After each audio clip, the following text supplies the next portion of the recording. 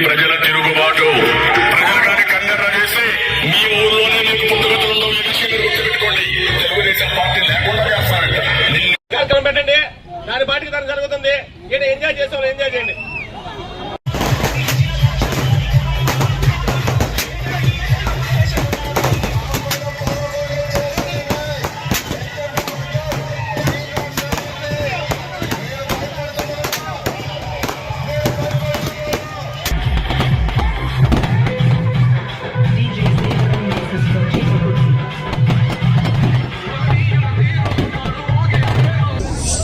ఉమ్మడి అభ్యర్థిగా తెలుగుదేశం పార్టీ తరఫున మన ఎమ్మెల్యే అయినటువంటి రామనాయుడు గారికి ఈ రోజు శుభాకాంక్షలు తెలుపుకుంటూ తెలుగుదేశం పార్టీ నాయకులు, కార్యకర్తలు, అలాగే ఉమ్మడి జనసేన, బీజేపీ నాయకులు, కార్యకర్తలు అందరూ కూడా 45 రోజులు కష్టపడి ఈరోజు తెలుగుదేశం పార్టీ విజయానికి కృషి చేసినటువంటి ప్రతి ఒక్కరికి పేరు పేరున నా యొక్క హృదయపూర్వక నమస్కారం తెలుపుకుంటూ ఈరోజు మనం అందరం కూడా ఇక్కడ బిఎస్ఆర్ సెంటర్లో ఎందుకు ఈ కార్యక్రమాన్ని జరుపుకుంటున్నామనే దానికి ఉదాహరణగా ఈ సెంటర్లో 30 సంవత్సరాలుగా తెలుగుదేశం పార్టీ జెండా ఎగరల. ఎన్నో 3 సార్లు తెలుగుదేశం పార్టీ తరఫున మనం పోటీ చేశాం, ఓడిపోయాం. ఈరోజు మన అందరికీ చాలా సంతోషంగా ఉంది.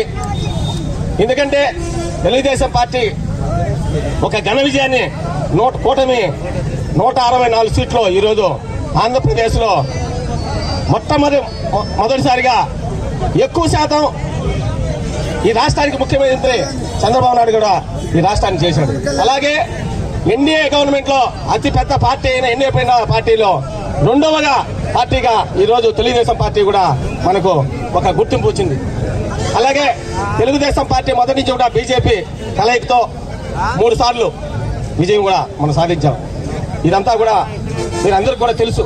అయినా సరే ఇక్కడ చాలా మంది నాయకులు ఉన్నారు, వాళ్ళందరూ కూడా మాట్లాడాలా. ఆత్మకూరు ప్రజానీకానికి కూడా శుభాకాంక్షలు తెలియజేస్తున్నా. ఇప్పుడే చంద్రారెడ్డి చెప్పినట్టు ఆత్మకూరు నియోజకవర్గంలో తెలుగుదేశం గెలిచినను ఆత్మకూరు టౌన్ లో ఇంతవరకు తెలుగుదేశానికి మెజార్టీ రాలా. కానీ ఈరోజు 2100 చిల్లర మెజార్టీ వచ్చింది. మనందరికీ నిన్నటి వరకు తెలిసిన విషయం 1800 చిల్లరే అనుకున్నాం. కానీ టెక్నికల్ గా పేరారెడ్డిపల్లిని నిన్న కలపల.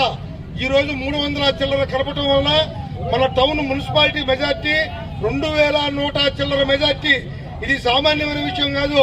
తెలుగుదేశంలోని 3 పార్టీల నాయకులు, కార్యకర్తలు పట్టుదలతో సుమారు 50 రోజులు స్త్రీలు, పురుషులు, కార్యకర్తలు, నాయకులు అహర్నిశ కఠోరమైన దీక్షతో రాత్రులు పౌరుల్లోనే తేడా లేకుండా తిరగబట్టి ఈ రోజు టౌన్ లో మనకు 2100 చిల్లర మెజార్టీ వచ్చింది. ఈ మెజార్టీయే మన ప్రీతమ నాయకులు రామనాయుడు గారికి గెలుపులకు ప్రధాన కారణమైంది.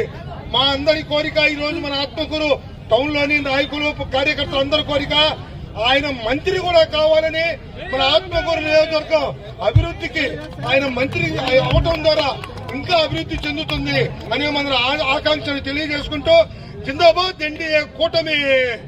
మరిన్ని వీడియోస్ కోసం ఛానల్ ని సబ్స్క్రైబ్ చేయండి. లేటెస్ట్ అప్డేట్స్ కోసం వాట్సాప్ ఛానల్ ని ఫాలో చేయండి. అండ్ లింక్ డిస్క్రిప్షన్ లో ఉంది.